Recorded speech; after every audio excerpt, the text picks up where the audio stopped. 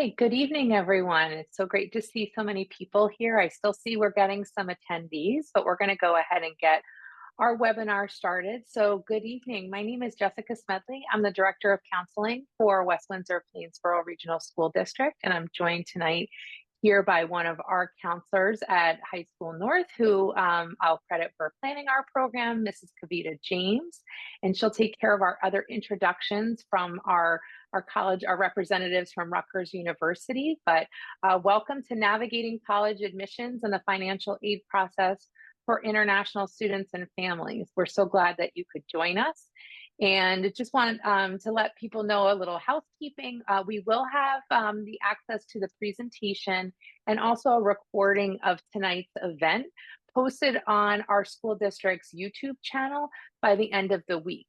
As far as the webinar, this is Zoom webinar, not Zoom meeting. So if you have a question, you can put that in the Q&A portion. Our speakers are going to, and Mrs. James will be managing our Q&A feature. So you can put anything in. We do ask that you refrain from asking any specific individualized questions. Tonight's really an overview, and our reps will go over kind of next steps for those people who have extra questions or need some extra follow-up, and we will be sure to do that. So we'll have that available. Our closed captions are on, and the transcript will also be available at the conclusion of the webinar. So I invite you to get comfortable, sit back and relax, and I'm going to pass our program over to Mrs. James. Thank you so much, Ms. Medley. And again, good evening, everyone. I am just so happy that all of you were able to join us for this session tonight. As Ms. Medley said, this is called Navigating the College Admissions and Financial Aid Process for Our International Students. My name is Kavita James, and I'm one of these counselors at High School North. We organize this event once in 2 years, and this is, I'm happy to report, the third time that we are organizing this presentation.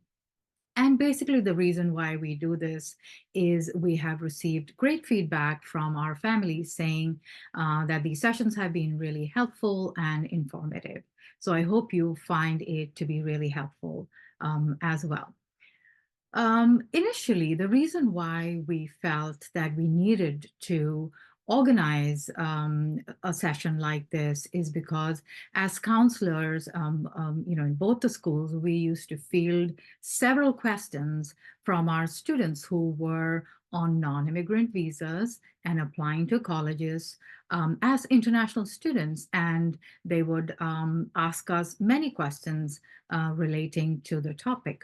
And I want to share with you some of the popular questions that have come our way in the past years.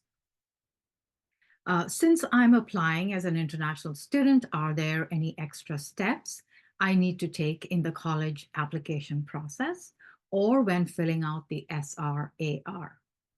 Another one was, are there any opportunities to receive financial aid? Are there grants or scholarships available to international students? Some really good questions. Can these students work on campus, off campus? And what does the conversion from an H visa to an F1 visa look like? So we thought to answer these questions and more, the best thing to do would be to bring in the experts. And that kind of brings us to our two speakers for tonight. And let me introduce both of them to you. So we have Sarah Blackburn, who is the Director of International Admissions at Rutgers University. She has been at Rutgers for 8 years now, but has worked in higher education for 15 years. And prior to her time at Rutgers, Sarah worked at Drew, where she earned her BA with a double major in English and political science and a minor in creative writing. And then at Seton Hall, where she earned her master's in strategic communications.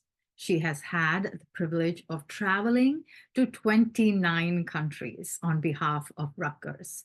Wow, that's quite a feat. And she says she will cross the 30th of her list this November when she will be traveling to Switzerland.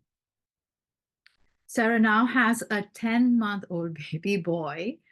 So just want to congratulate you, Sarah, for that great news. Um, she says she has added him to her list of other children who are her two cats and a dog who she considers to be her children as well. And I hear that the pets love the baby immensely. Sarah has been a great resource for us and has been a tremendous help in setting up this session. So we're so happy to have her speaking tonight. Our other speaker is Alyssa Filanino. She is an admissions officer and she is the representative for High School North and High School South. She actually just returned from a trip to Vietnam and Thailand and Singapore last night, I believe. So she has been, I know how bad jet lag can be after that, and she has been very gracious to join us tonight for this presentation. Thank you so much, Alyssa. Alyssa joined the undergrad admissions team in 2018 after graduating from Rutgers with a BA degree in both journalism and media studies and theater arts in 2015.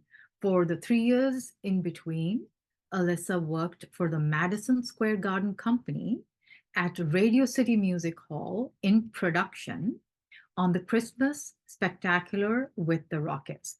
I think me and my family have gone for that show at least 3 times. We love it. It was a great experience. Currently, Alyssa is in her last semester before completing her master's in applied psychology at Rutgers. She is also a yoga teacher, and she loves popping into different yoga studios around the world for a class while she is out recruiting internationally. Her only son is a 3-year-old super mutt pup that her husband and she rescued while on vacation in Aruba in 2021. And his name is Walter. So a big thank you to both our speakers. And now I'm just going to hand it over to Sarah and Alyssa. Thank you so much for that fantastic introduction and warm welcome, Mrs. James. We're so glad to be here this evening and to share some information with you. So I'll go ahead and jump right in. So Rutgers is the institution that both Alyssa and I work for. So some of the information that we'll be sharing this evening will be specific to Rutgers, but much of it relates to any university that you might be considering studying or your child might be considering studying. So as was already talked about, this is us. I'll draw special attention to this slide and the following one. So we work in the admissions office. And of course, as Alyssa is your representative for West Windsor-Plainsboro, we, in addition to doing international admissions, do also work with students and families in the state of New Jersey. Just a couple of photos of Alyssa and I on various recruitment trips that we've had the privilege of taking on behalf of Rutgers.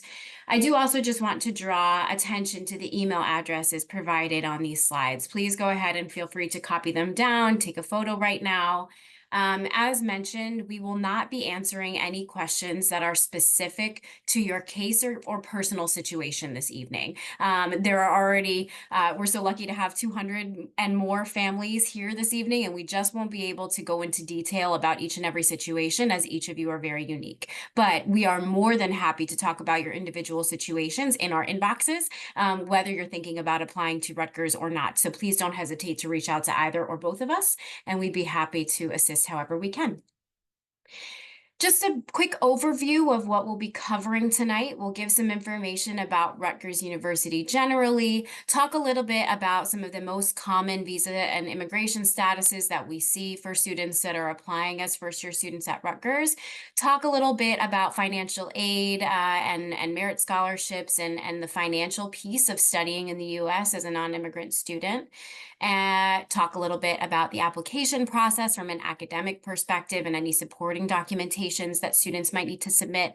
This is the piece where we'll talk about perhaps changing your visa status to a student visa and so on, and try to save some time at the end to answer questions related to this process in general.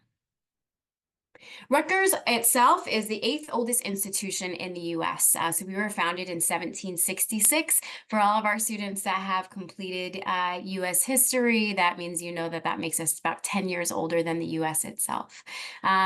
We are also known nationally as a birthplace of college football. The first collegiate football game was played on our campus against Princeton. And of course, Rutgers likes to brag about this because we beat Princeton in that game. We have about 36,000 undergraduate students and about 44,000 students total if you add in our graduate population. That includes students from all 50 states in the continental US and more than 125 countries. So we are a large institution, very diverse institution, and we're quite proud of that. We also have spent in the last year almost $1 billion in research grants and sponsored programs that came to Rutgers in 2024. So it's a very active scene when it comes to research on campus as well as a top-tier research institution in the US. Of course, if you live in West Windsor-Plainsboro, you're likely already familiar with our location, but we're about 45 minutes from New York City, 90 minutes by train from Philadelphia, and of course, accessible to some of the other major metro areas in the Northeast, Boston, Washington, D.C., and Baltimore. This is one of the things that draws students from all over the country and all over the world to Rutgers. This location, I think, is something we tend to take for granted as folks that live and work in New Jersey, that access to so many metro areas and the things that they can provide, both, of course, for fun for students, but for internships, research opportunities, job opportunities as well.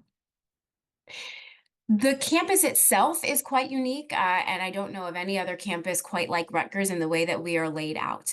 The original campus is the College Avenue campus, but when Rutgers was getting ready to grow, needed to get some more dormitory space, classroom space, and all that good stuff, the city of New Brunswick had popped up on one side of our campus, and then, of course, the river was already existing on the other. So rather than expanding on our original campus map, as most universities have done, we picked up some pieces of other surrounding towns. So we now are comprised of 5 different campuses or neighborhoods, we'll call them. Each of them are self-sustaining. So they all have their own dorms, classroom spaces, dining halls, everything that you might need as a student. But if you attend Rutgers, that means you have access to all 5 campuses. So if they don't happen to be serving something that's interesting to you in the dining hall that's closest to your dorm, you can hop on the student bus, which is free and will get you anywhere you need to go, and eat in another dining hall. Students are not limited to that specific campus. Usually a follow-up question related to the 5 campuses is, well, I want to study business. Which campus should I be on? That really doesn't matter. Students can have classes on any of the 5 campuses. You can live on any of the 5 campuses. You're not restricted in that way. And the best piece of advice that we can give when it comes to determining which campus would be the best home for you is to come and visit, because they are all quite different. College Avenue, for example, is in the heart of downtown New Brunswick, so it's a very city-like atmosphere. Whereas on the complete opposite end of the spectrum and just down the street, the Cook and Douglas campuses have a working farm. So there truly is something for everybody at Rutgers. Touching a little bit on our student life, we have more than 750 student-run organizations, all of which are responsible for hosting at least one event a semester. So as you can imagine, there is tons going on campus at Rutgers every single day of the week. In addition to those student organizations, we do offer some fraternities and sororities, tons of philanthropic organizations. You see an example of one in the bottom picture here. That's our dance marathon that raises $1 million annually for pediatric cancer research. The students dance for 24 hours. We also have 22 Division I sports on campus. One of the other ways that students can sort of engage with culture community or perhaps make a larger school feel smaller is by joining some of our living learning communities. These are opportunities for students who choose to live on campus to have the ability to live with other students that are either studying something similar or have a similar extracurricular interest outside of the classroom. So check those out if that's something that you're thinking about when it comes to living on campus. So we know a little bit more about the campus and all of the fun things that you're going to be doing on, as Sarah said, every day of the week. But now you might be thinking, well, what am I going to be doing inside of the classroom? So Rutgers offers over 120 different undergraduate majors for our students. And all of them are kind of situated within these 7 first-year schools. So if you have already peeked at the application, or when it does come time to look at the application, these are the schools that you're going to be looking at to apply into. Some of them are a little bit more self-explanatory, like our Ernest Mario School of Pharmacy. Of course, you'll be studying pharmacy, our School of Nursing as well.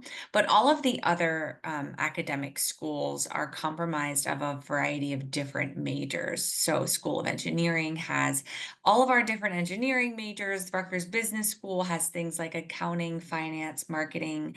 Our Mason Gross School of the Arts has all of our performing and fine arts majors, which this academic school, in addition to the application, which we'll talk a little bit about the application in a few moments, but this academic school also requires that talent portion, like an audition, if you're going to be studying something like dance, music, theater, or an art portfolio, if you're going to do something like design, visual arts.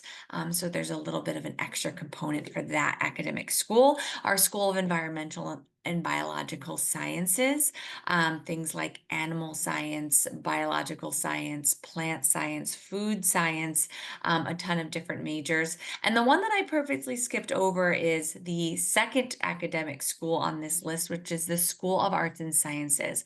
This has a majority of the majors that we offer at Rutgers, and it has a whole mix of things within the sciences and STEM fields, but also things in the humanities and the more liberal arts-based majors. You can apply into up to 3 of these on your Rutgers application. So something that is unique to Rutgers is that we admit students into the different academic schools. We do not admit students into their specific majors. We can talk a little bit more about that when we go into the application, but I also just want to draw attention to the 4 upper division schools on the bottom. So these are also academic schools, but they're called upper division schools because a student that is applying from high school is not able to apply directly into these programs. So a student will apply most likely into the School of Arts and Sciences and be within the School of Arts and Sciences. And then, for example, I was a journalism and media studies major when I was at Rutgers. So I started within the School of Arts and Sciences. I decided that I wanted to choose journalism and media studies as my major. So then I had to apply into the School of Communication and Information, which is where my major was held. So the 4 bottom schools are not going to be available for first year students to apply directly into. However, that is something that you will apply into once you're a current student at Rutgers. So we can go to the next slide. So just a little bit about what it's like to learn at the university. So Rutgers learning really goes beyond the classroom, and there's a lot of hands-on learning opportunities, and our students really thrive in this environment that fosters both the academic growth and real-world experience as well. So we have over 120 majors to choose from, like I mentioned, and students will have access to a wide variety of fields of disciplines within these majors. And they're all supported by a 15-to-1 student to faculty ratio. So we're a large school, we have a lot of students, but we have a lot of faculty and staff in order to support all of our students to get the attention that they need and the tools that they need to succeed.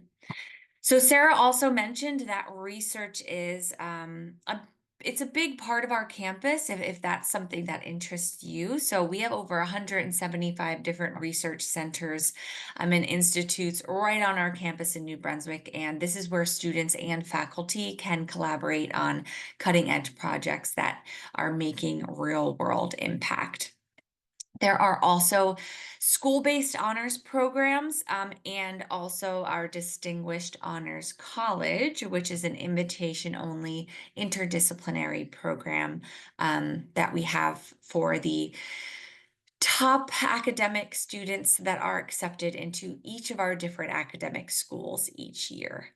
There is a question on the application that asks if a student would like to be considered for the Honors College, and saying yes to this consideration will have the student be reviewed for scholarships and the Honors College at the same time. It also requires a additional 500-word short essay on how the student has challenged themselves to embrace new experiences and to continue to learn about themselves and the world.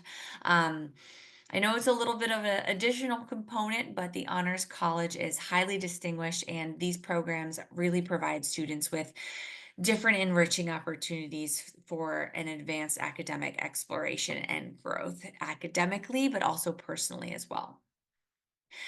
So also I want to point out that at Rutgers, education is definitely just not about textbooks and lectures.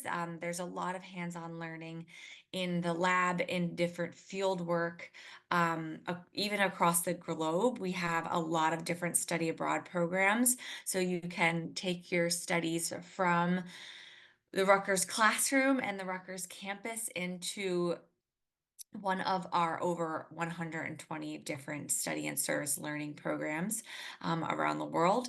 And also students will be building those meaningful connections with faculty and peers at Rutgers.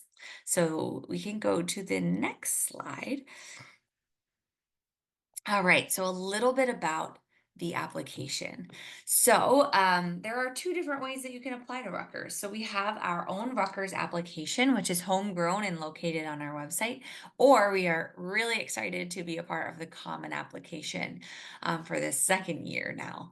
So it doesn't really matter which one you use. It's all the same. There's not one advantage to the other. Of course, if you're going to be applying to other schools on the Common App, that might be in your best interest. But for us, the application comes to us in the same way.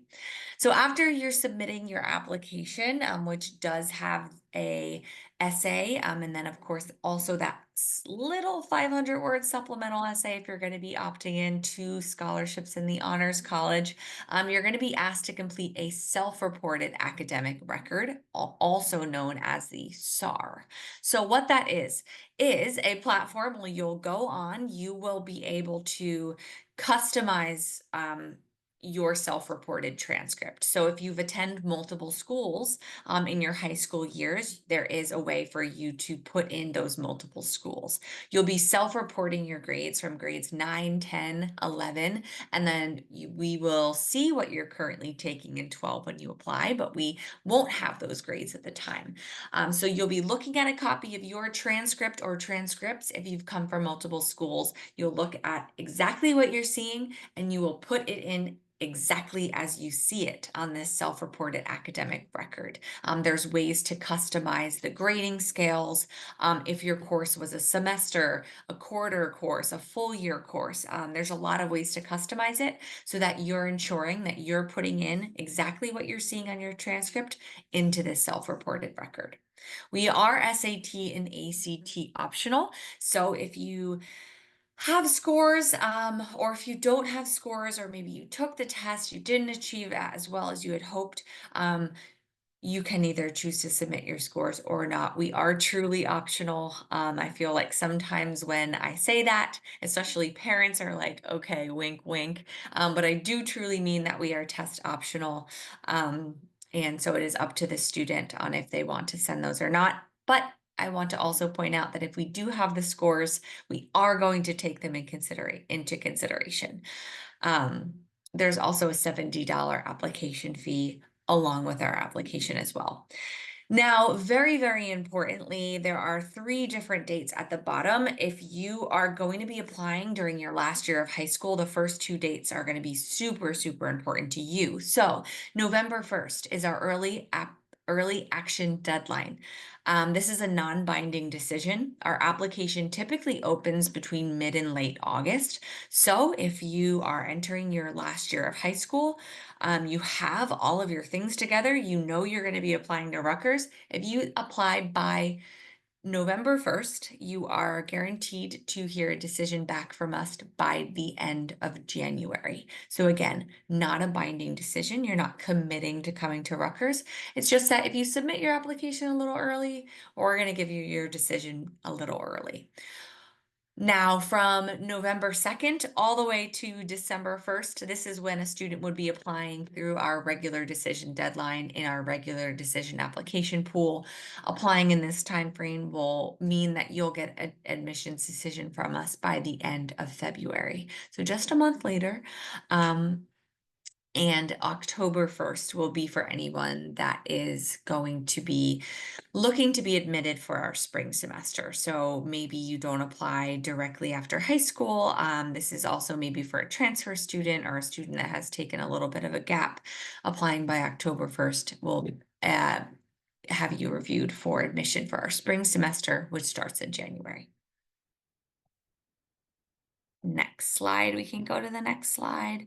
So whether it is Rutgers or really any university, I think the best way to really understand if you can see yourself there for 4 years of your life is to actually going, visiting the campus, standing on the campus, looking around, getting kind of a vibe for the feel, the students, and the environment. And there are many, many ways to do that for us at Rutgers. So there are different information sessions and bus tours that are held weekly.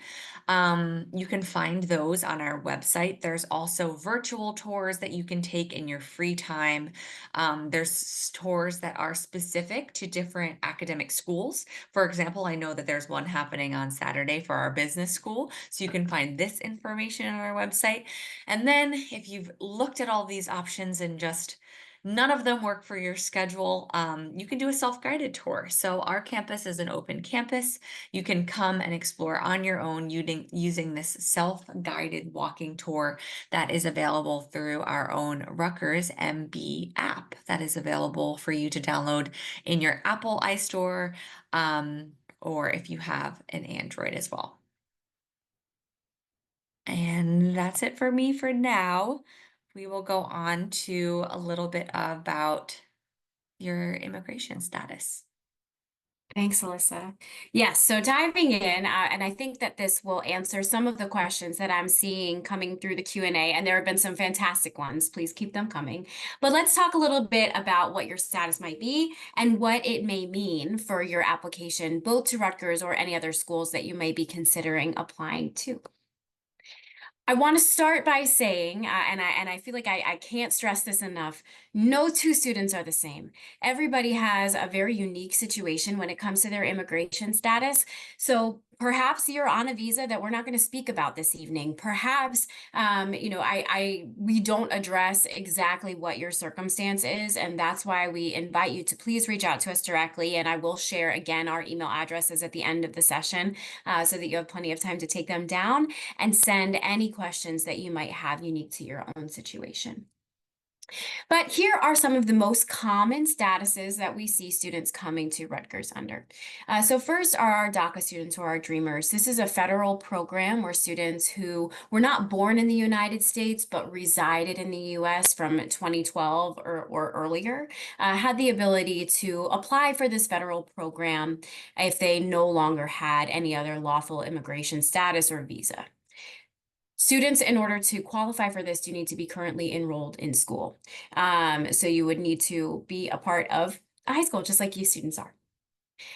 There are also undocumented students. So these are similar to DACA or Dreamer students, with the exception of they didn't apply for this federal program, or perhaps are in the process of applying for this federal program. These students, again, entered the US using what is now an expired non-immigrant visa. Most often I find that these students have come in under a tourist visa. But since that visa expired, they continue to live and work or and study in the United States, but have not necessarily, again, applied for that DACA or Dreamer status. We see many non-immigrant visa holders. So these are folks that hold a current and valid visa as a foreign national who entered the US on a temporary basis, either for work or some other sort of specialty program. There are many kinds of non-immigrant visas. So we would be on here all night if I listed them all. But I would say that the most common that we see at Rutgers are going to be A, G, E, H, J, or L visa holders. You may also find yourself in a situation where you are applying for permanent residency in the US or perhaps have that status pending. That's also common, students that are either permanent residents or are waiting to receive their green cards. Let's go ahead and talk a little bit about the financial implications of each of those statuses.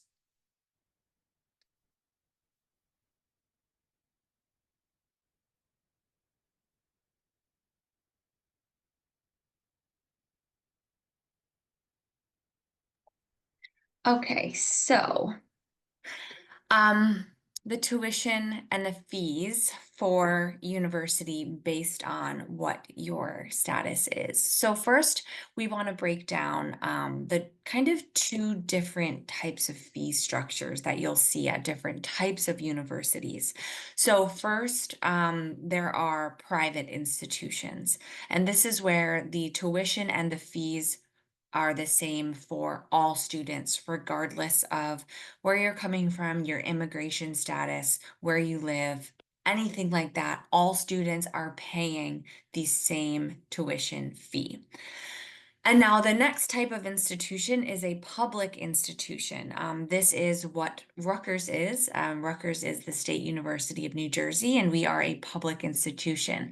So our fee structure and our tuition rates are determined by the residency of our state. And this is how it is for other public institutions around the United States as well. So a student is categorized by either being a New Jersey resident or not being a non-New Jersey resident. So we can go to the next slide, and we're going to also then break down those different types that Sarah just talked about and how that might translate to what you'd see on a tuition bill. So some of the common types of funding for a non-immigrant student. The first one would be merit-based scholarships. So at Rutgers, we do have merit-based scholarships, and these are for all students. So regardless of your immigration status, whether you're a US citizen, an international student, a permanent resident, a green card holder, a DACA student, undocumented student, all students are going to be eligible to be reviewed for our merit-based scholarships if you apply by our regular decision due date of December 1st and opt in for being considered for our honors college and programs. So all students for Rutgers are considered for merit-based scholarships. However, this might differ from school to school. So this is something that you can look into if you're going to be applying to multiple schools. There are also talent or athletic scholarships. So this would be based on perhaps one of the, the talent portion of the application that a student submits when they're applying to the Mason Grove School of the Arts. So it has something specifically to do with their talent that they are going to be displaying from what, if that's related to what they're going to be studying in, or an athletic scholarship. So for Rutgers, we're a Division I athletic school. All of the students that are coming to play on those Division I teams they're really recruited directly by the coaches, and they coming to study at Rutgers at this Division I school will also come with a scholarship. But there are also external scholarships that students can apply for on their own. There are various search engines out there. We can also share some in a little while as well. So various search engines that are offering different scholarships to students. It probably will require a little bit of an additional essay, but you will receive that money and then can apply it to your college tuition. Or there is also need-based aid that will usually come by submitting some form of documentation, like the FAFSA, if you're eligible to submit that, or there is something called the CSS profile that Rutgers doesn't. Unfortunately, we do not accept that, but there are some schools that will offer need-based financial aid to non-immigrant students. So we can go to the next slide. Okay, and again, I think this section is really going to help folks get some of the questions that are more specific to your case and what tuition and fees you may be looking to pay in the state of New Jersey. This will answer some of those questions in a general way. So for our DACA or Dreamer students, those students can apply for need-based financial aid from New Jersey. You do need to complete a separate application called the New Jersey Alternative Financial Aid application. These students can also appeal for in-state tuition at state universities in New Jersey. And scholarship review is going to be very different from university to university, but at least at Rutgers, these students would be considered for domestic student scholarships. We do consider domestic students and international students somewhat differently for scholarship review. Undocumented students are treated very similarly in New Jersey. And so I want to caution folks that the information that I'm sharing right now is specific to the state of New Jersey. We will touch a little bit on just sort of the differences in other states. But in New Jersey, undocumented students can apply for need-based aid, again, only from the state. So they cannot receive anything from the federal government. They can appeal for in-state tuition at state universities in New Jersey, and we will talk again a little bit more about that process specific to Rutgers for all of these different visa types and immigration statuses a bit later. Again, undocumented students would be considered for domestic student scholarships at Rutgers. For our non-immigrant visa holders, they cannot apply for or be considered for any need-based aid from the state of New Jersey or from the federal government. So no need-based aid available there. There are a handful of visa types that can appeal for in-state tuition at state universities in New Jersey, including Rutgers. And the types of visas that are allowed to apply for those in-state tuition rates are listed here: A, E, G, H, I, O, T, and U. You will notice that there is a big one missing there. L visa holders cannot be considered for in-state tuition at state universities in New Jersey. I apologize. This is a state law and regulation. This is not something that the schools themselves determine. So unfortunately, our hands are tied in terms of who can and cannot qualify for those in-state tuition rates. But that's the information that we can share with you today. Non-immigrant visa holders are considered for international student scholarships at Rutgers. Finally, our legal permanent residents, or folks that are in the status pending category, can apply for need-based financial aid through the federal government and can also apply for need-based aid through the state of New Jersey. So they receive maximum consideration for need-based aid based on your financial situation. They will automatically receive in-state tuition rates and don't have to appeal or provide any further documentation as long as you have resided in the state of New Jersey for at least 1 year. That is the policy. And again, sort of decision-making about residency and whether or not folks can qualify for in-state tuition rates varies from state to state. There are some that you have to live there for longer than a year. There are some where it's shorter than a year. So it really depends on the state themselves. Legal permanent residents or status pending students would be considered again for domestic student scholarships here at Rutgers. Moving on, perhaps to the next slide. So let's talk a little bit about what types of aid students might be able to qualify for or apply to. Alyssa talked a lot about some of these things. There are, of course, scholarships and grants that may be available to you from the schools you're applying to, or from your district, from the state that you live in, from other organizations that you participate in outside of school. There are private organizations that can be very generous with students who are looking for aid. And so this is a great way to fund your education, either organizations that you're already involved with in your communities, Boy Scouts, Girl Scouts, things of that nature, or perhaps folks that don't necessarily know you. McDonald's, Coca-Cola, they both have large scholarship funds specifically for students that are looking to fund an education. And there is also a great website that sort of coalesces a lot of these outside scholarship opportunities, fastweb.com. So take that down if you're not familiar with it and check it out. They have some crazy stuff on there. I mean, even scholarships for students that are left-handed. There are scholarships for students who knit. So just about anything that you might be doing in or outside of the classroom, it's likely that you can find a scholarship to apply for if you're willing to take the time to put in the effort to write those essays and so on. Students can apply for private bank loans. If you are residing in the US, you can do this. You do need to have a US citizen to co-sign for a private bank loan. So perhaps you have a family member or a friend that might be willing to assist you with the same. Students can work on campus. I don't want to confuse this with work study, which is a need-based financial aid benefit. So that would only be open to students who are identify as permanent residents in the US or green card holders. But any student who's on an F1 student visa is eligible to work on our campuses. So that's a great way to get some extra pocket money so that you can, order pizza with your friends, buy your books, all that good stuff. And then, of course, most of our students are using personal or sponsored funding. So that's family funds or their own personal savings or a combination of both. It's good to get everybody invested in paying for your education.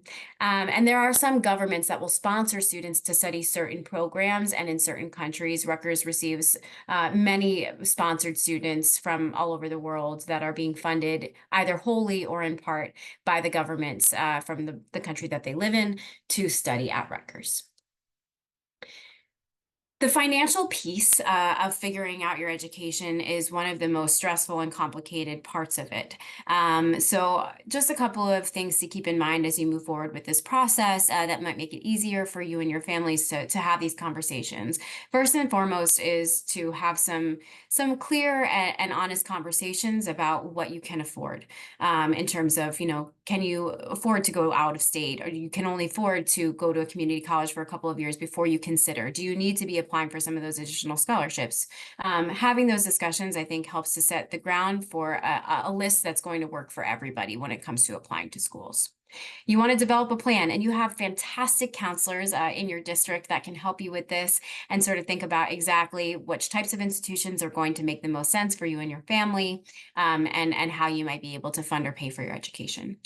It's really important to think of this as an investment because it is an investment, perhaps the largest one that you will make as a student, particularly if you're considering, loans as part of how you might fund your education. So think of your education as an investment in yourself, in your community, and in achieving whatever your future goals may be.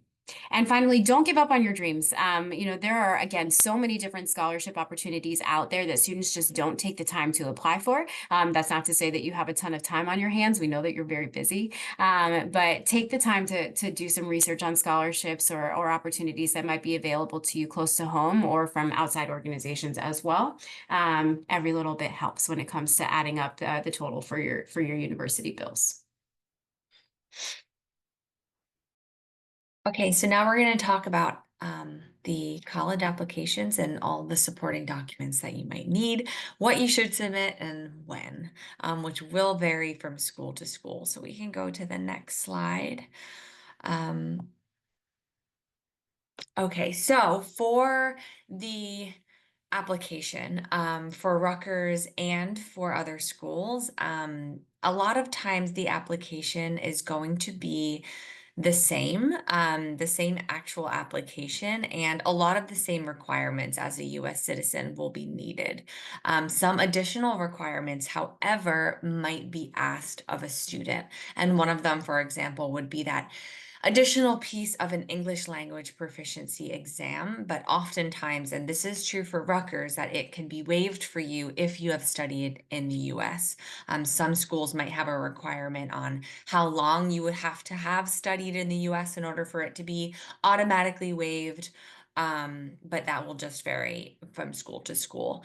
And then who will actually read the student's application? So that depends. At Rutgers, we have a lot of people that have their eyes on the applications. And so at some schools, it might be, they might, you know, give their applications to the different staff members to read based on a student's citizenship, or it might be based on the location of your high school. So it will depend as to who will be reading your application. At Rutgers specifically, you will still be completing the same application and those application requirements. So I mentioned earlier that we are on the Common App. We are also have our own Rutgers application. So a student will be completing either one of those and kind of go through the questions based on what a student answers. It might give you then additional questions, but it is all the same application. I also mentioned that when you are completing the self-reported academic record, there is a way for you to make so many modifications to this and add in any schools, additional high schools that you may have attended, and adjust the curriculum that you studied in all of those different schools. So also for Rutgers, our requirement is that we will waive your English language proficiency exam score requirement if you've studied in the US for 2 or more years, or if you've always attended an English medium school. However, if you were studying in the US and you have taken a lot of ESL classes or things like that, we would need to do some additional review to see if you could be waived. But our general rule is that if you've studied for 2 or more years at a US high school, we can waive your English language proficiency exam score. Sometimes in our system, it's not automatic the way that this is picked up. So if you've ever have any questions about any of these requirements or about the English language proficiency, you can always reach out to us and we'd be happy to look at your application and let you know. So for us also, if you are graduating from a New Jersey high school, it's very likely that your application is going to be read by one of our members on the domestic team. So the members of our team who are working with students from New Jersey and are experts in reading the applications that come in from our New Jersey high schools. So we can go on to the next slide. So this is a lot of the same information that Sarah has already gone over. However, it's just a little bit tailored to Rutgers itself. So if you are somebody who is a DACA student or a dreamer, you should be completing the New Jersey Alternative Financial Aid application, which this applies to Rutgers and all state universities.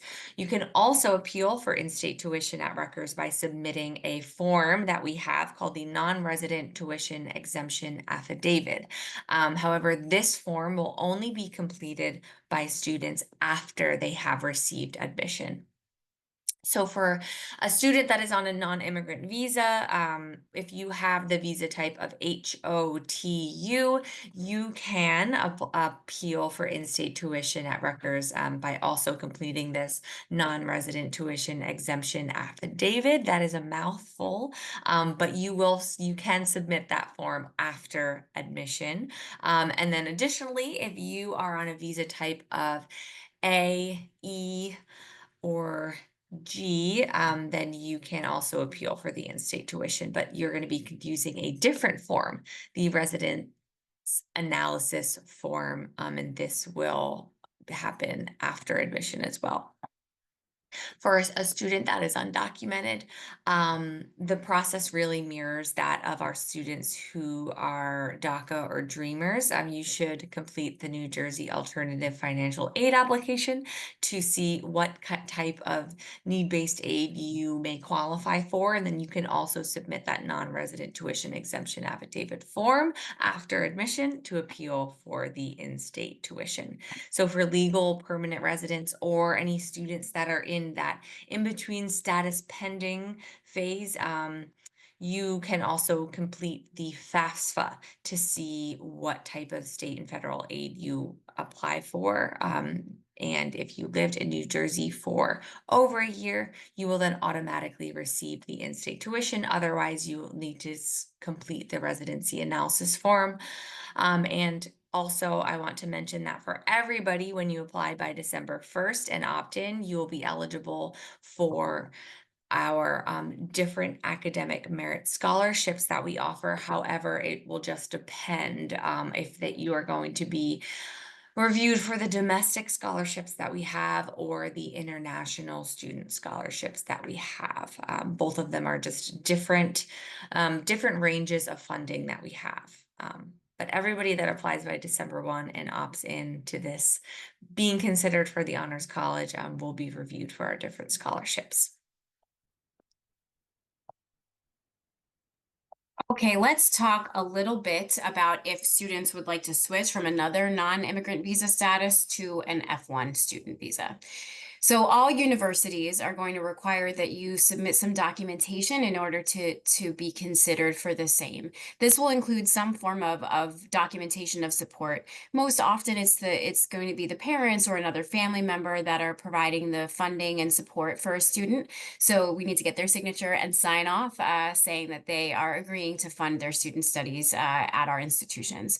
This will also be accompanied by some sort of financial documentation, bank statements, proof of income. And for students that might already be on an F1 visa, we will need them to provide some documentation about their current SEVIS record that they hold or the current F1 visa that they hold. Once students have submitted this information, then you will be issued the I-20 from whatever institution, and that is what you will use in order to schedule an appointment to apply for the F1 visa itself. When institutions are looking for all of this information from you can vary from university to university. There are some that will be looking for you to provide all of the requirements for the I-20 alongside the rest of your application. There are other institutions, for example, like Rutgers, where we do not ask for this information and do not want to receive this information until a student applies, has been admitted, and confirms that they'd like to attend our institution. So just know whether or not that's going to be part of your application requirements and process. It is okay for a student to apply for more than one I-20, but you should only use the one for the school that you're looking to attend when it comes to applying for your visa. So when you actually go ahead and make that appointment, you only want to use the I-20 from the school that you want to go to.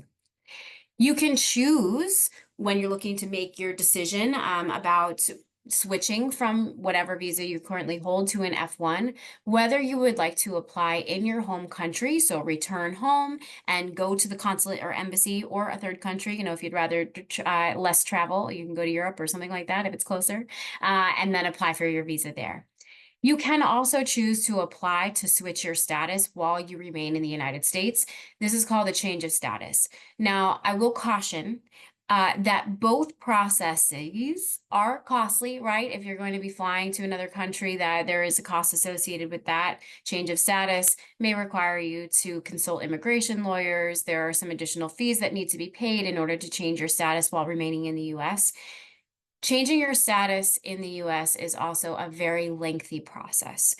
So we find that if students do not start this process as early as possible, they may run the risk of needing to consider waiting to study, or they may study at Rutgers under their previous visa status for a little while, as long as that visa status allowed them to study.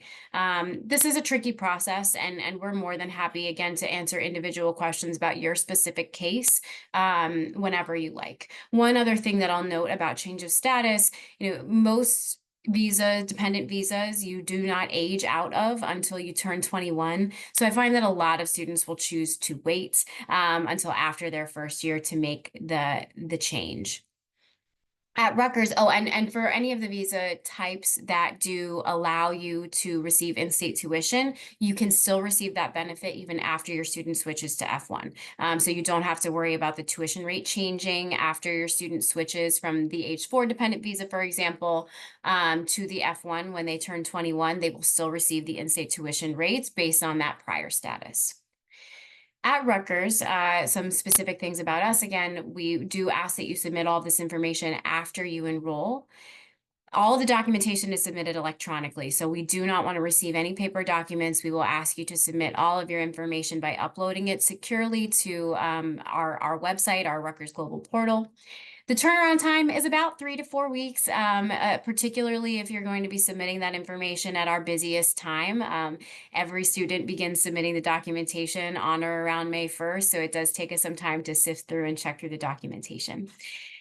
Again, this is going to vary pretty drastically from university to university, but at Rutgers, any initial I-20s, so for students that are receiving their very first I-20 from the university, if you're coming in as a first-year student or a transfer student, will come from admissions. So if you have specific questions about this process, you're certainly welcome to reach out to Alyssa or myself. Alyssa is really the person that oversees that process. There's a pro tip. That you're more than welcome to reach out to us. At many other institutions, however, it's International Student and Scholar Services or the equivalent office that would issue those documents. So it's rare that admissions are the folks that are actually issuing those immigration documents. So just something to keep in mind. You may be looking at a different contact or support if you're applying to another university. Finally, talking a little bit about why you might choose to change your status and when you may need to do that. For H or L visas, which again are going to be the most common non-immigrant visas that we see, but this applies to other visa types as well for our non-immigrant visa holders. Most often, if you're already studying in the US in a high school, that means that you're studying on a visa that doesn't have any study restrictions. So that means that you don't have to apply for the F1 until you age out unless you wish to do so for some other reason. You're welcome to study on these visa types. You can study part-time or full-time, no restrictions there. So if you'd like to, have a job on the side and take classes part-time, do your degree a little bit slower, you're more than welcome to do that. If you're on the HL or another non-immigrant visa, you can study online or in person. So if you wish to do a fully online program, you have that ability. Students on an H or an L visa cannot work on campus. So you will not be able to have a part-time job, but you can study, no problems there. Students on non-immigrant visas that are not on the F1 do not earn curricular practical training or optional practical training eligibility. So these are how students can do internships or co-ops. It's also how students can work in the US after they graduate. And you have to take a certain number of credits in your field in order to gain eligibility for either of those programs. You do not begin earning that eligibility until you switch to the F1. So this is one of the reasons why sometimes students will choose to switch sooner than they need to the F1 so that they can begin earning the eligibility to do those work opportunities off campus either during their studies or after they graduate. And again, H4 dependent visa expires at age 21. Same for the L visa. So you can study up until that age and then you would have to switch. For F1 visa holders, the only intent is to study. So you're there to do your schoolwork. There is no other reason for your living in the United States during that period. You do have to remain a full-time student every semester that you're studying, so there is no option for you to attend part-time. You also have a limit on the amount of online coursework you can take. It actually used to be that you weren't allowed to take any, but one of the, I suppose we'll call it a benefit of the COVID-19 pandemic is that they do allow international students or F1 students to take some online coursework. F1 students are eligible to work on campus. So if you'd like to have a part-time job on campus, you're more than welcome to do that. F1 students do earn credit hours towards their curricular practical training, so that might be used for a paid internship or a co-op opportunity or optional practical training. That's what you would use if you wanted to work for at least a year, sometimes up to 3 years, depending on what you're studying in the US after you graduate. An F1 visa is valid for however long it takes for you to finish the degree under full-time status. So there is no age restriction. And it does, of course, include that option to work for a little while in the US should you wish to do that. So with that, I'm going to ask the fabulous Alyssa to come off mute, and we'll address some of the questions that were asked in the chat or in the Q&A. I will remind everybody that we are not going to be answering any questions that are specific to a unique situation or a unique visa status. We would love for you to reach out to us personally. And with that in mind, I'll go ahead and move to the next slide, which again includes our email addresses so that you have them in case you want to hop off the call. But I'm going to start, Alyssa, by asking a question that I know that you have a lot of experience with, which is, Are there any advantages of applying early action? Are you going to be more likely to be accepted if you apply early action? So, for Rutgers, and this will, of course, like everything we've talked about, vary institution by institution, but I can speak for Rutgers and I can confidently say that the only true advantage to a student applying by November 1st in our early applicant pool by our early action deadline, is that the student will receive their admissions decision from us earlier, which will then in turn give them a little bit more time in order to make their decision as to where they're going to go. Okay, so if a student applies and is admitted through early action, if that same student applied through our regular decision deadline, that same student would still be admitted. So what I mean by that is that it's not like our parameters get a little different, things like that. A student will, if a student is admissible, we would love to admit them. So the real advantage is that a student who applies early action will receive their admissions decision from us a little sooner. Excellent. Thank you.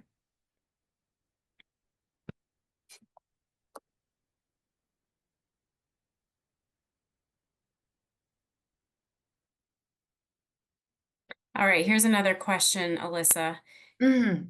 Can you talk a little bit about how the medical school university process works in the US and how students might get access to preparation for medical school?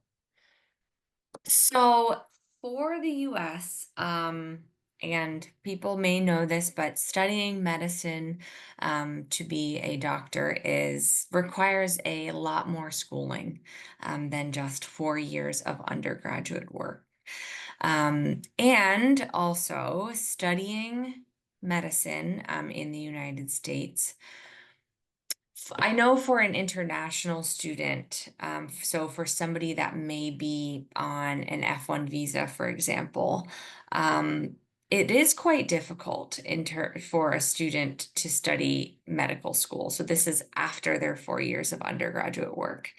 At Rutgers, we do have a pre-med advising track that all students are open to taking a part of, and this is not a specific major. This is really just an advising track that is layered on top of the major that you might choose at Rutgers. And with this, a student will be working with the advisors in our health professions office to gain any experience in classes that they might need, really just to set them up to apply into medical school after their 4 years of undergrad. However, like I said, I think for a non-immigrant student, studying medicine is quite difficult. And I think that comes into when it is time to set up residency, and there's a lot of legal things that go into studying medicine. Yeah, Sarah, I don't know if you have anything to add. No, I think you covered it well. It is we have lots of opportunities for students to get access to a great advisement on how to pursue medical studies. But there are quite a few med schools in the US that do not accept non-immigrant visa holders to study simply because they receive tons of federal funding for their students, and that's the reason why. A question that I've seen come up a few times is whether or not students can claim in-state tuition once they receive their green card or permanent residency. The answer to that is yes. So you may start at Rutgers under a different visa status, and then once you receive that green card, then yes, you can petition for those in-state tuition rates at that time. Another question that I've seen in a few different formats is if you entered on a certain visa, is your only option to switch after you turn 21? Most likely, yes. If you are turning 21 and that is the end of your eligibility as a dependent of your parent on that specific visa, then you are likely to need to switch to the F1 unless, something else has changed for you. Let's see. A couple of other good questions related to Rutgers in particular, Alyssa. Can you talk a little bit about how to switch from one major to another or one school to another at Rutgers? Yeah, so like I mentioned a little bit earlier while talking about the application process, a great thing about the way we do our admissions process is that Rutgers admits students into those different academic schools, but does not admit students into specific majors. So, of course, on the application, you need to choose an academic, well, up to three really academic schools to apply into. So, for example, a student can apply into the School of Arts and Sciences, the Business School, the School of Engineering. They'll be reviewed separately for each of their selections. Maybe they'll get admitted to all three. Maybe they'll receive kind of a mixed bag of admissions decisions. However, a student can only enroll in one school. They'll start within that school with an undeclared major during their first year. And really, this gives students a lot of time to get settled on campus, start taking classes at the university level, and just start to explore different topics, explore different areas, take classes towards our core curriculum, and also start to take those prerequisite courses that might be required for the student's major of interest. Now, I say that just to highlight that, you know, even before it comes time to maybe switching majors, students have some time once they get to the university to explore, start thinking about it. We have over 120 things. I mean, a student is guaranteed to find an area of study that they didn't know existed, they didn't know they were really good at. Before the declaring of a major even happens, a student has some time to kind of figure it out. Now, if a student then does declare their major, and they decide maybe it's not for them, if they are choosing a different major or want to switch their major within the same academic school, this is possible, and is, depending on the academic school, could be fairly seamless depending on the coursework a student has already completed. And they will, of course, work with their advisors to see what they've already taken, see what will then be required to them. But switching your major is possible. And quite frankly, it's pretty common for an undergraduate student to switch their major at least once within their time. Did you change your major at all, Alyssa? I didn't. I didn't. Did you? I did 4 times. Okay, 4 times, and you still made it out. Not Yeah. without taking a single summer class, too. And that's one of the nice things, right? Having to take courses outside of your major is the way that our curriculum is set up, allows you to explore and not waste any time while you're doing Yeah. it.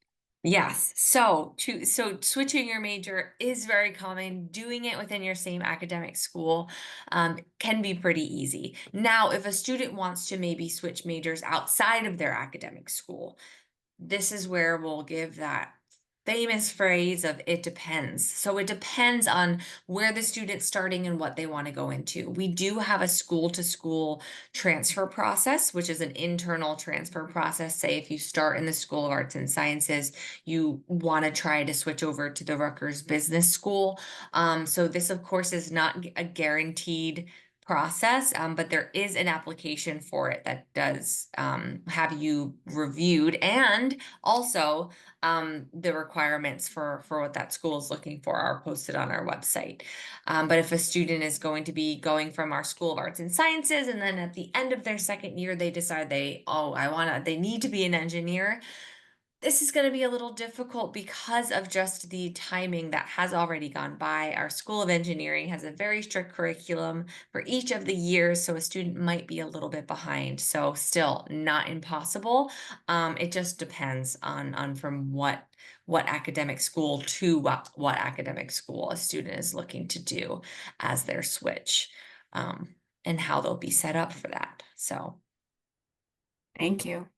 Yes. I'm seeing a couple questions here about opportunities for students with disabilities on campus and also how that might impact their visa status.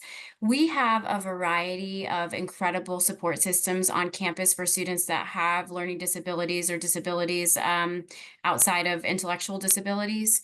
It really depends sort of on what type of support the student needs, what type of support they would get.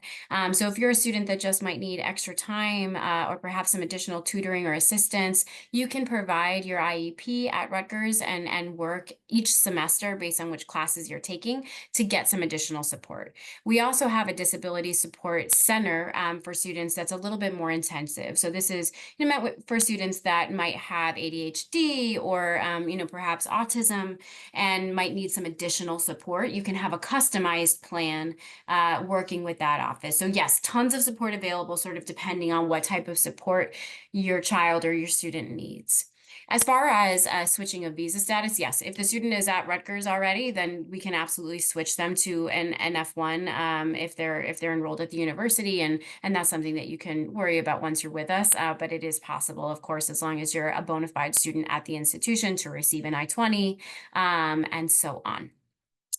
Alyssa, there are another couple of fantastic questions about sort of Rutgers life. For example, if I don't play sports at a Division I level, me either, are there clubs or groups that you can play sports recreationally? And if not, if we don't already offer something in that area, how do you start one of your own?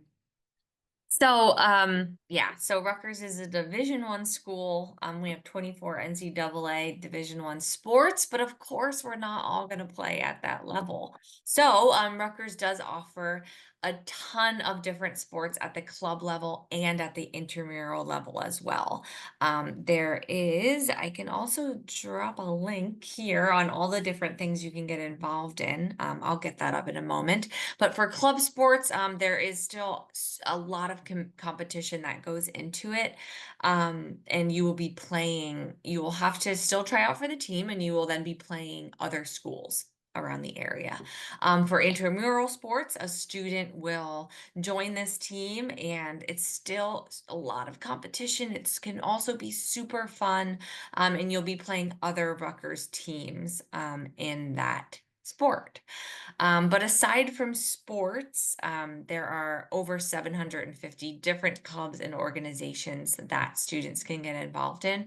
And during the first week or so of a student being on campus, we have our annual activities fair, which is where all of our different clubs and organizations come out, set up a table, and students can walk around, kind of like a college fair, but it's for all of our different clubs and organizations. And you can talk to the students that are already a part of these sports clubs, all of these academic clubs, cultural clubs, just things that are purely for fun.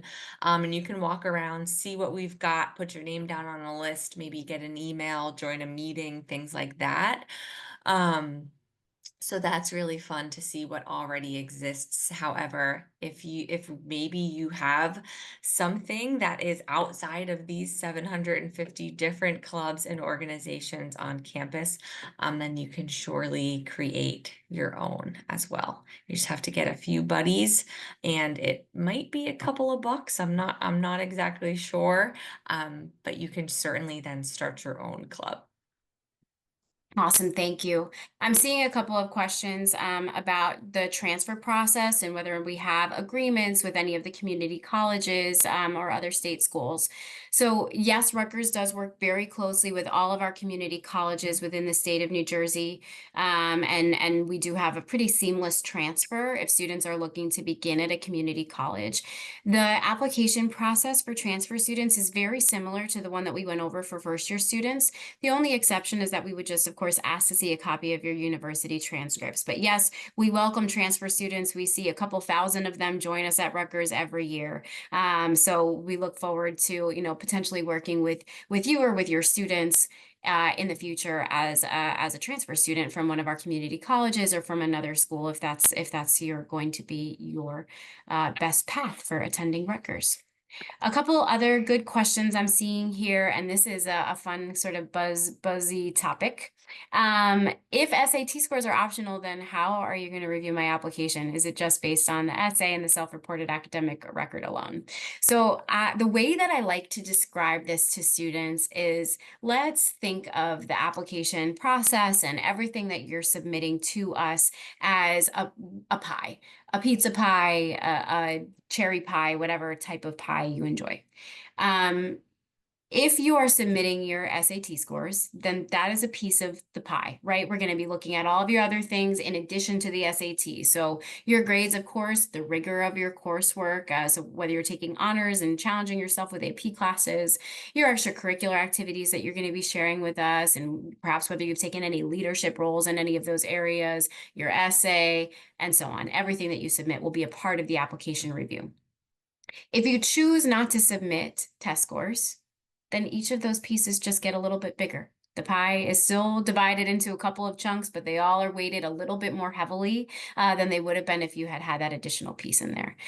So it really it really doesn't disadvantage you. And one of the other questions that I've seen, and I think Alyssa might be in the process of typing an answer to this one, and can share perhaps our profile link there.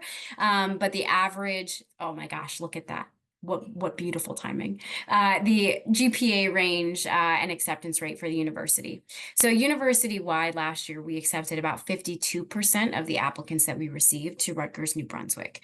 As far as a grade point average range or SAT score range, it varies from school to school within the university. So check out that link that Alyssa shared, and that will give you some context into what you're looking at in terms of averages. Alyssa, a couple of questions about scholarship, maximum and minimum amounts, and whether or not students can find out right now if they're eligible for a scholarship. Can you address that for us? Yeah, so I will say that for our students that will be considered international students and or going to be reviewed for those international student scholarships, which before we talked about, I believe it's only our students who are studying on different non-immigrant visas are going to be considered for our international student scholarships. Now, these range up to $16,000 per year. So there's a few different ones in the middle, but our scholarships range up to $16,000 per year for our non-immigrant visa students. And there is a little bit more of a wider range for the students that are going to be reviewed for our domestic student scholarships, which are anyone who's DACA, Dreamers, undocumented, or a legal permanent resident or status pending. What was the second part of that question? If there's any sort of guarantee about whether or Oh. not students can get a scholarship right now. Yeah, I wish. So Me really too. what we do is that, and the reason why our deadlines, those application due dates of November 1st, December 1st, the reason why they're so important, in addition to us being able to guarantee you when you'll hear your admissions decision back from us by, is that we take all the students that have applied ultimately by December 1st, right? So we have our early action students and our regular decision students. We take all of them. We're looking at all of them. And that is how we then start to lay them out in our own way that we do at Rutgers, looking at, not only a student's GPA, but the types of courses that they've taken, what was offered to them within the context of their high school, if any SAT scores have been submitted. So looking at all of this different academic information to then see and select the top students that were admitted into each of the different academic schools. These students will be reviewed for our honors college, different honors programs that we have, and then of course our scholarship opportunities. So it's very hard for us to just give just a hard answer on, if you have this, you will receive this, because it really depends on the applicant pool for that year and looking at all the different students that have applied from all the different places. So Awesome. Thank you so much. also related to finances, I've seen quite a few folks asking us to explain the fees that are on the website and give an overview of that information. There are three different sort of categories. There is the in-state resident, there is the commuting student, there is the out-of-state student. So those are the three sort of categories that students can see in terms of tuition and fees at Rutgers. Commuting students, that just means that you're living at home. You're not paying for housing on campus. We do not require any students to live on campus. It's entirely up to the student. So if you'd like to live on campus and you're seeing that as part of the tuition structure, that's the average of what it costs to live on campus, both with your housing and your meal plan. You do not have to, though. Students are, again, more than welcome to stay at home and commute back and forth to campus if that's what's most comfortable for everybody. The out-of-state tuition and fees are what students pay if they are not considered in-state residents. So international students pay the same thing as a student from California, with the exception of if you are on an F1, you pay an additional $250 in an international student fee. Any other visa holder is going to pay the exact same as our out-of-state students. A couple of other questions related to what students can do outside of the classroom. Can students who apply for internships? Yes. If you are, regardless of what visa you hold, you can participate in internships. Just sort of depends how. You can't get paid for an internship if you are not an F1 student who has earned CPT, but if it's a non-paid internship that you're just taking for credit or doing, for fun, for the betterment and enjoyment and learning opportunities, then you have the ability to do that regardless of what you're studying. Question about whether we offer dual enrollment so students can earn college credits. We will definitely award credit for any dual enrollment that students are taking. And I think we'll go ahead and answer just one more question here. And this is a fun buzz one. Is there a certain percentage that Rutgers takes from the West Windsor-Plainsboro school system? No. We are not comparing students based on, there's not a quota of the number of students we can take from West Windsor-Plainsboro, North or South. We are reviewing students within the context of them, their curriculum that they're studying, and sort of what was available to them and what they chose to take, how they performed in their classes. But there is not a limit on the number of students we can take from anywhere, any one institution, any state, any country. We will take as many students as meet our criteria for admission. One other thing that I'll say, and perhaps Mrs. James or Miss Medley can help us to address this, but quite a few questions about the YouTube channel and how folks might be able to access the recording or the presentation later. So if you guys might be able to share that, that'd be wonderful. Okay, thank you so much. For the YouTube channel, I think you just have to go to Google and say WWP YouTube channel, and then it shows up, and then you just click on it, and you will see all the various presentations, recordings that are posted.